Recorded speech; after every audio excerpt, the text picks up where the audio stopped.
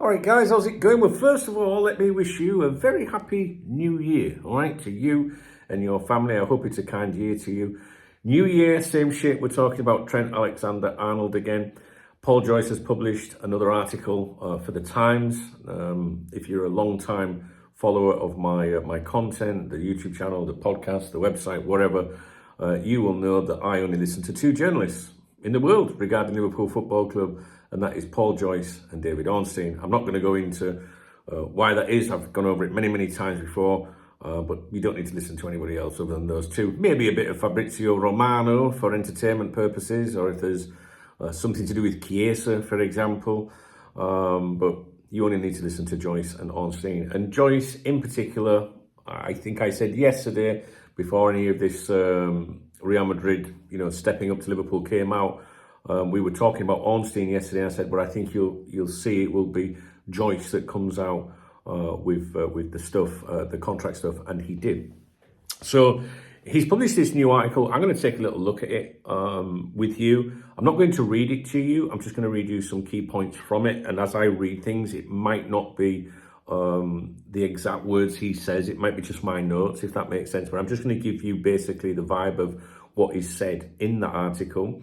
What I can tell you is that Joyce says that Liverpool were offered £20 million for Trent Alexander-Arnold to make the switch in January.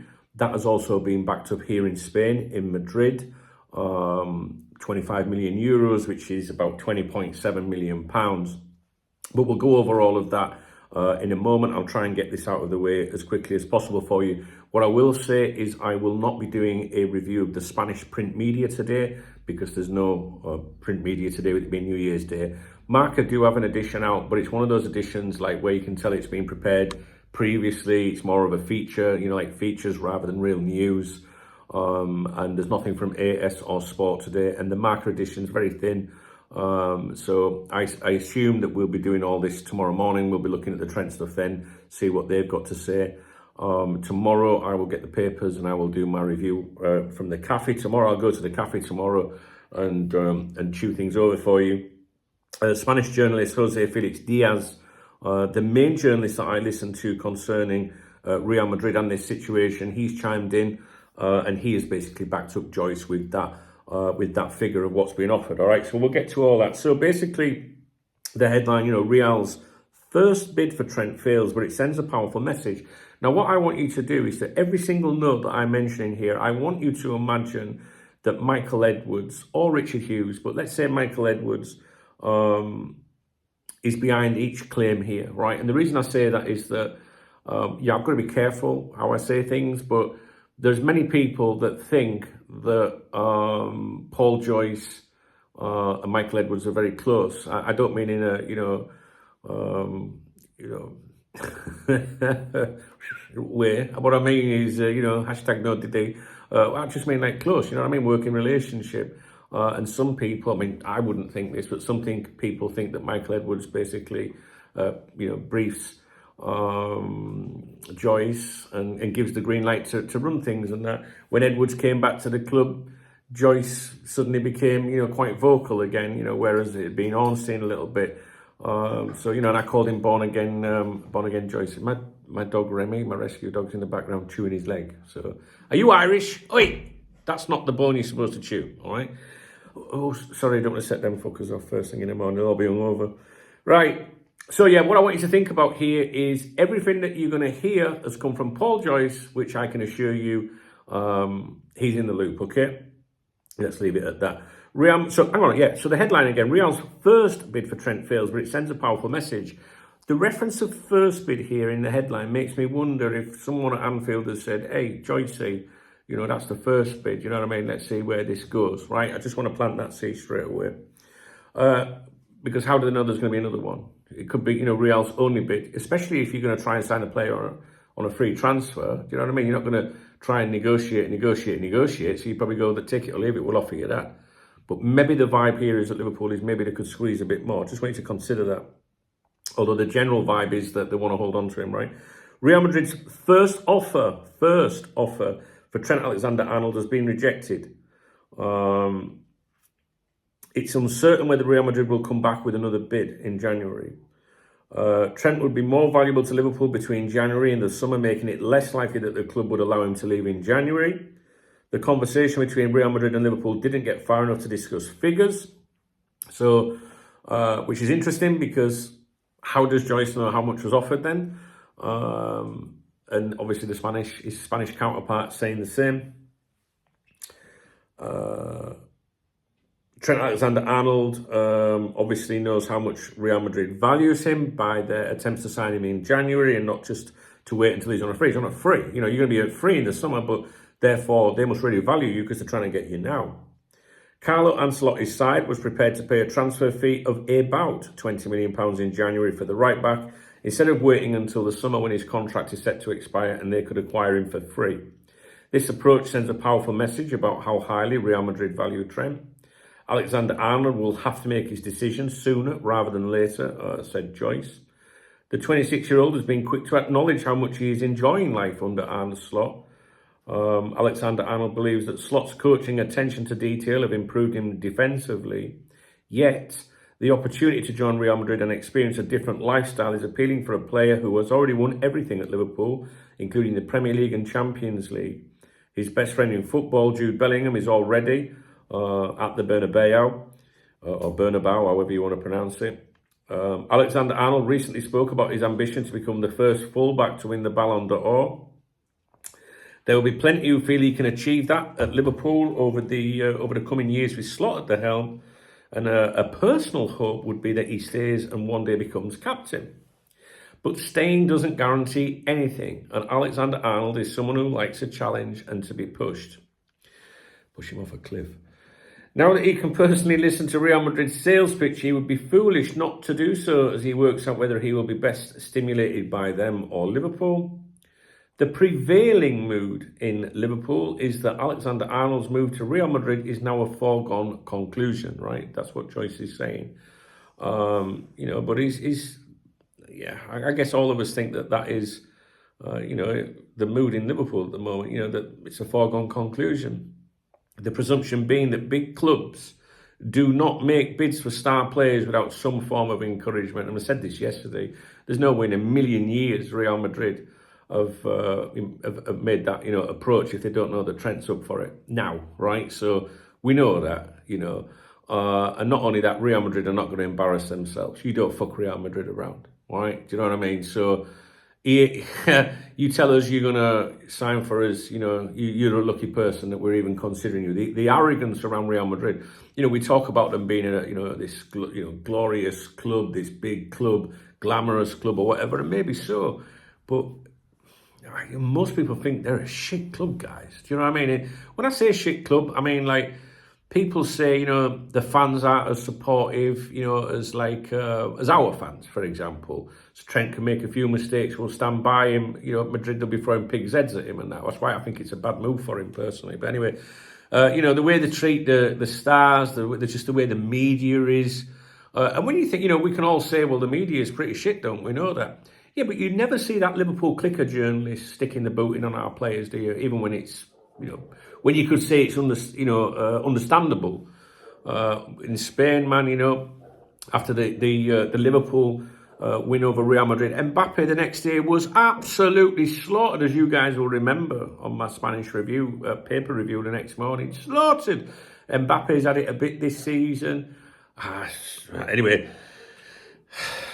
You don't fuck Real Madrid around. They know that he wants to go there, right? And if you think about it, everything I was telling you last week about that, some people didn't want to believe it. It's all propaganda in the Spanish newspapers. They're trying to destabilise Liverpool and unsettle the player. What a load of nonsense. Everything that's been said in the Spanish press so far has been true. What I've touched on anyway. The coming weeks will reveal all.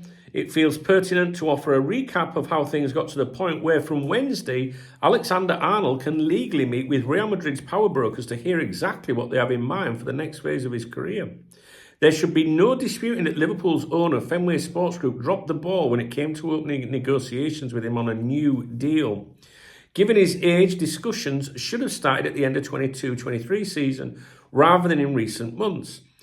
Sporting director Julian Ward left in the summer of 23, and stopgap in George Schmacker, or Boy George as we call him, took over. So they're gonna have a go at him. They're gonna have a go at Klopp. Klopp's even mentioned here. But it's, the people associated with the club actually said it's people within FSG that were focused on other things. If you think back to, was it November 2022, guys, when they were looking at maybe selling the club and that, they reckon that the FSG people on the club side of things were more bothered about trying to find investment and could they sell the club and how much was a piece of cake worth, you know what I mean, rather than the whole thing if they were to sell a little bit of it. And the claims were that the executives, FSG, if you like, but I don't want you just to think of John Henry and Werner here, the people that FSG deployed to run the club, that they took their eyes off things and were more focused on investment and potentially selling the club. But they're obviously going to blame it on George Schmacker here. Do you know what I mean? This is one of the things. And I must tell you about an email as well when I get through this video. So anyway, let's stay on point. In November 23, Klopp informed FSG that he would leave at the end of the season. So Klopp's getting a little mention in there, but it's factual. You know, no need to be paranoid. That is what happened. Liverpool's priority for the coming months was appointing a permanent sporting director, Richard Hughes, whose first task would be to pinpoint Klopp's successor. And a fucking good job they've done as well. Let's be honest about that. Contract renewals, including Alexander-Arnold's, took a back seat, understandably, as he, together with Virgil van Dijk and Mo Salah, who are also in the final year of their deals, would have wanted to know who was coming in. Fair point. And that's why I need you to stick with me about this email, which I haven't addressed yet. I have addressed it on a live stream. I've discussed the whole email on a live stream, but I'm going to need to do a video about it. Just bear with me. They would also want to see how things panned out under Slot. True. So I imagine, Trent will have been thinking that in the summer, like, well, new manager, things might get a bit rocky, maybe I need to think about my, moving on, it's the right time to go. But it must have been made very difficult for him. If you would think it would, wouldn't it? Because he can't now say, well, now's the time to move during transition, because Liverpool are the best team in the fucking world right now. So what I want to do to you here, I don't want to do anything to you. This email that I'm telling you about,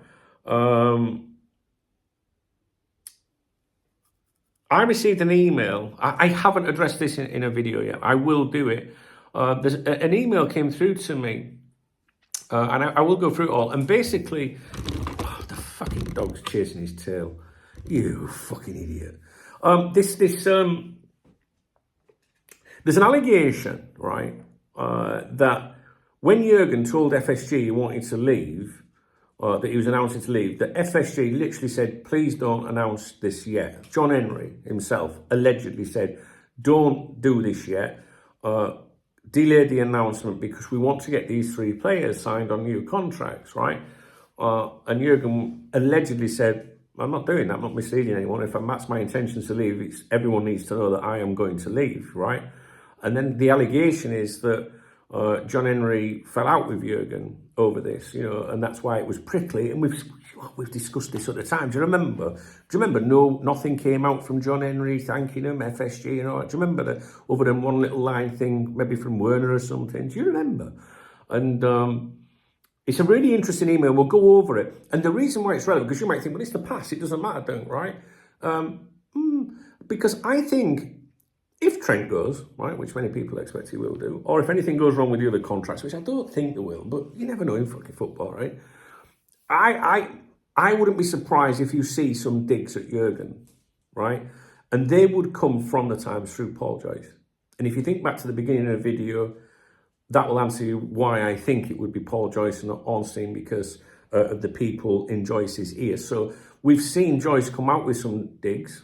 I think, we've gone over that maybe 2-3 times since Edwards came back to the club. We've seen articles saying Darwin Núñez, it was a club decision. It was nothing to do with anyone at the club, and all that sort of stuff. There's been a few digs at Jurgen since Edwards has come back. There's no doubt about it. But some people might tie those two things together, you know what I mean? But I think, based on this email, which I will go over with you at some point, I just want you just to be cautious of this. Not cautious, is that the word? Conscious of I don't fucking know where I am. I'm like fucking Federico Chiesa. I'm getting no sleep at the moment. Oh, did I say that out loud? Right, so we'll come to that anyway. I just think that Klopp might get, there might be a few references to how Klopp leaving helped this situation develop to so serious, if that makes sense. Right, we're going back to my notes. The affable slot could do without these headaches, and as much as he insists that the noise is not becoming a distraction for him, the gloomy and angry reaction among supporters to developments shows the impact of the situation. Alexander-Arnold would not blame supporters for their instinctive reaction, as he has chosen to remain silent on his future. Whereas Salah, for example, has sought to weaponise fans by publicly expressing his disdain at the lack of progress on his own deal. If ever I needed some kind of confirmation, or if ever there was any doubt that who is in Joyce's ear, it's there, right there. Because weaponise is quite, I don't know, would you say Salah weaponised? Or did he just comment and say, I'm sort of thinking I want to be here, like, you know what I mean? We know that if he speaks, that the fans are going to, be rattled, or concerned that the player is saying, well, I want to stay, but I ain't heard anything. We know that. Weaponise is quite I don't know, I just feel like it's sticking boat in a little bit. Maybe I'm being a bit, what's the word, unreasonable there with the journalist, but I just feel like, that's been said to the journalist, like Salah, he fucking weaponised everyone. Because weaponise, I don't think that's a word that your average fan would use. And this is a journalist, right? I get that. But I don't know. I can imagine an executive dealing with these things saying, he fucking weaponised everyone. Do you get me drift? No proof. I'm clutching. I'm just like throwing ideas out there. I just thought, weaponised and expressing his disdain at the lack of progress on his own deal. I don't know. My opinion is that that's come from within. Weaponising fans in this context, because I wanted to get the absolute definition of this.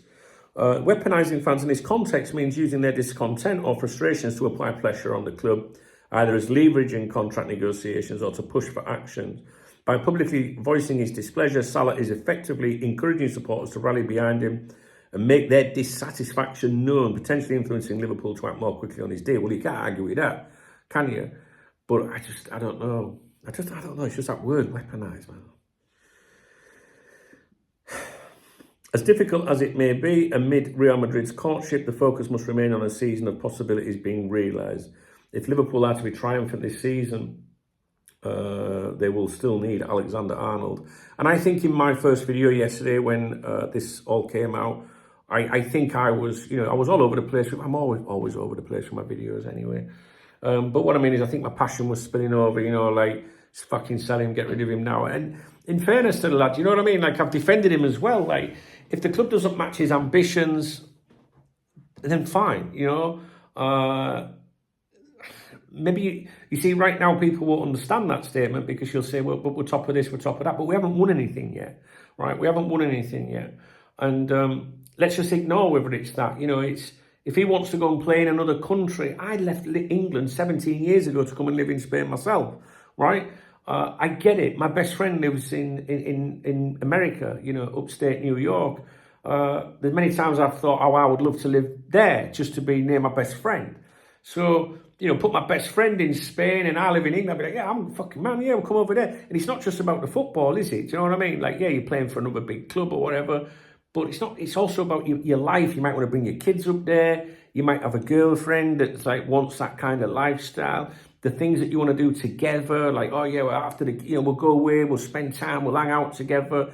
I don't like, there's part of me that's like, look, Trent, he's been with us since he was a young kid. Why should we deny him what he wants to do? I think it's just a case of just be honest. This bullshit about I don't play my contract negotiations out is fuck off. Do you know what I mean? And I have said, the bit that I think that makes me angry is, when he's, I don't know. I don't want to be angry. I don't know. Is it because he's a Liverpool lad and You know, you're proper Scousers. I'm not a proper Scouser. You know what I mean? They're going to be probably more angry. Leaving on a free transfer, that's what makes people angry. That's what I think it is more than anything. You know, you could be the captain. You would be the captain. But there is all this bad vibe towards him. But I also kind of think, like, if the lad wants to go and do that, let him do it. He's been with us since he was a kid. Clubs get rid of you when they want to get rid of you. So it's kind of a difficult one because you've got your heart saying one thing and your brain saying another. Do you know what I mean? And I've seen comments like, he's a rat, get rid of him, fucking it. Look, real like angry comments on my video last night. And that's just them talking about me. But I don't know what I don't like bullshitters in life. Yeah, my mum used to say to me, God bless her, so you can't bullshit a bullshitter. And, you know, I just feel like I just want honesty. That's it. I'll stop waffling. I'm sorry, guys. I'm really torn with it all. Do you know what I mean? And I'm sorry. I'll carry on. Spanish journalist Jose Felix Diaz. He's the one journalist I listen to when it comes to Real Madrid matters, right? And he's been on point with this. And he's reported for Marca that Real Madrid are willing to pay up to 25 million euros, around 20 million euros, up to 25 million euros, which converted into sterling is 20.7 million pounds. And he said as follows, right? He said this is what Jose Felix Diaz said. The player does not want to betray his own, meaning his own club, his own people, and has always been upfront with Liverpool. So, you know, we're criticising for maybe not being honest, but maybe behind the scenes he is. We don't fucking know, do we? When Assi has acknowledged the interest, this is saying that when Liverpool have asked him, he said, I am interested. Now it may be in his hands to try to force a move in January, but it does not seem easy. So the journalist here is saying it doesn't seem easy because Liverpool want to hold on to him. You know, like Liverpool kind of like, what would you do? 20 million or keep him? You've got to keep him. I think now, I mean, like last night I was like, just fucking get rid of him. That's probably because I'm sick of hearing about it. He ruined my fucking New Year's Eve. I was chilling watching a film. But 20 million, what the potential of keeping him, what we could win, you'd be silly to lose him, especially with the injuries that we've got at the moment. So anyway, I'll shut up. I don't know what to say really. So the reason I'm making this video is to tell you what the latest is from Joyce. You have to listen to Paul Joyce at the Times and Ornstein. They're the only two. You are wasting your time listening to any of the others that once wrote for a big newspaper. So they do not know. They're in that clique. They all piggyback onto Joyce and Ornstein, right? So this video is to tell you what his latest claims are, the latest suggestions are, how much Real Madrid have offered, which has been backed up by, you know, the journalists in Spain. So you've got your Liverpool journalists and your Real Madrid journalists both saying exactly the same amount of money being offered. Yeah, I'll leave it at that, guys. I don't think there's anything more to add to it. But I think I was more angry yesterday. Today, I'm not. You know what? Like, I take my hat off to anyone in life, right? That if they've got aspirations to do something, you know, if they want to do something, if they've got a dream of doing something, why should we stand in the way of that? We're always going to say that, we're the greatest club in the world. I'm sure Trent absolutely idolises, you know, Liverpool Football Club and loves the club. But maybe he's just thinking, I want to try something different. You know, my boys out there, my family's, I live in fucking Spain, so how can I turn around and say, what a fucking idiot? Do you know what I mean? And I'm a nobody, you know, but I could be sat in my little terraced house that I started out at, you know, in England in the 90s when I started Cocktalk, or I could be sat here in, you know, in this beautiful country, which it is a beautiful country. So, but England's beautiful too. Don't start caps locking me to death. I'm just saying it'd be a bit odd for me, wouldn't it, to turn around and say, who wants to go and live in fucking Spain? You know. But the one thing I will say, whatever happens, because I don't know what'll happen, is I would be extremely surprised if it worked out for him at Real Madrid. And I know that sounds bitchy and whatnot, but I'm not sure he's a Galactico myself, like, you know what I mean? And I don't think you know, Liverpool, he's a star. Do you know what I mean? He's a fucking hero. The fans will always be behind him. It'll be his team. He would be the captain. He would be leading that club. Do you know what I mean? For years, an absolute club legend. I just don't think he becomes that at Real Madrid, and I think his career could fail by going there. Now, that probably sounds bitchy, but I don't know. I just don't think he becomes like first choice at Real Madrid. And I think Bellingham's got in his ear and told him you'll be brand Trent, you'll have this after you, that after you, and all that. Whatever, I don't know. To be honest with you, Real Madrid are making the biggest mistake in the world, because if I was them, when you think back to that Real Madrid game, Liverpool, Real Madrid, I'd be going for fucking Conor Bradley, me. Do you know what I mean? So, wow. Anyway, there you go.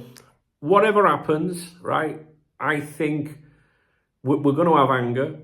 We're going to display anger.